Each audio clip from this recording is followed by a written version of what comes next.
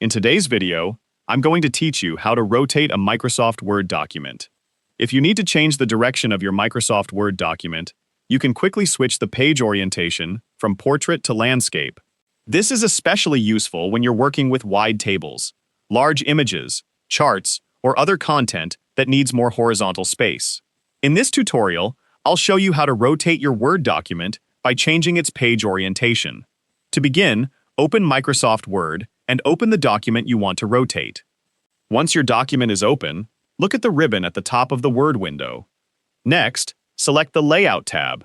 This section contains several options that control the appearance and structure of your document, including margins, page size, columns, and page orientation.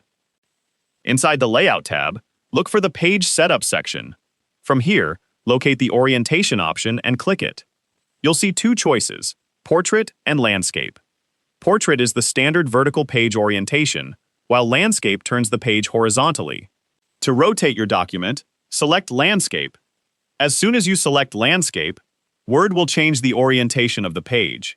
You'll notice that the page becomes wider and shorter, giving you more horizontal space for your content. If your document contains text, images, tables, or other elements, Word will automatically adjust the page layout to fit the new orientation. However, it's still a good idea to look through the document after changing the orientation to make sure everything is positioned correctly. If you only want to rotate a specific section of your document instead of the entire document, you can use section breaks to apply a different orientation to that particular section.